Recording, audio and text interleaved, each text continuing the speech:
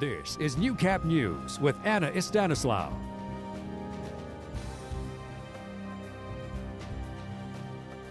Good evening. Just days after the Lloydminster by-election, Saskatchewan MLA Colleen Young prepares to be officially sworn in to office on Monday. Our Bart Pedyasik had a chance to speak to Young in studio about her landslide victory before she makes her way to Regina.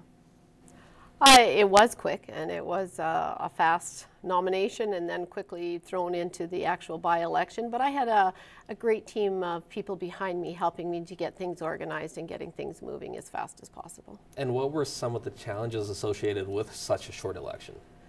Well, I think getting out to meet as many people as you would love to be able to do.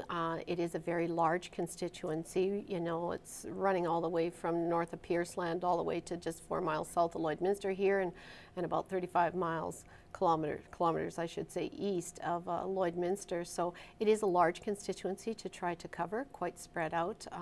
So part of the challenge is getting to meet as many people as you'd like to. And when you're out there going door to door talking to people, was there any issue that I talked about that kind of surprised you? None that surprised me. You know, most of the issues are of what we all know in our communities and have been hearing, you know, around the healthcare issues. An overpass for the trains, as people would like to see, Highway 21, which has, you know, been one of the other big major issues. And when you finally get sworn in here and get yourself kind of situated in Regina, what are some of the first acts you kind of hope to do?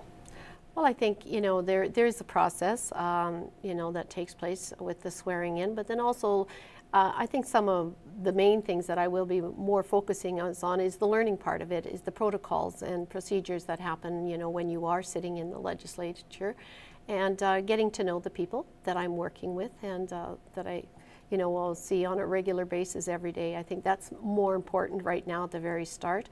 Then from there, I'm hoping to, you know, start putting forth some of the concerns that were raised, as I said, by the constituents of Lloydminster, and making sure that I'm a strong advocate for them. And finally, what do you see for the future of Lloydminster, specifically when it comes to Saskatchewan? Well, we are a strong growth area for the province, both economic and population-wise. I think we all see that here in this community and around this area as well, with young families and people moving here. And I think, you know, we need to get on the map more in Regina and have them recognize, you know, what our contribution is to the province. According to the Canadian Tourism Commission, Canadians spent $8 million on hunting-related activities a few years ago.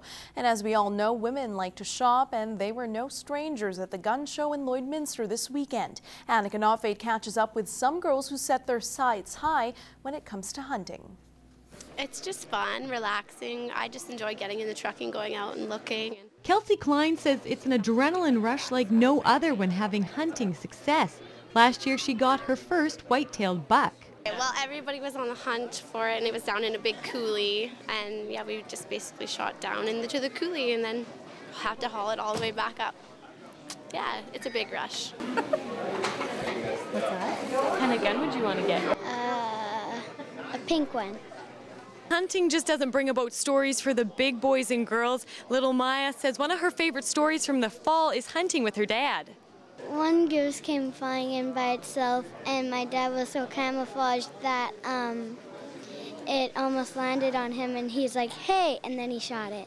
These stories can create great memories down the road, and Darcy Haun with Back 35 Firearms says the guns often hold sentimental value.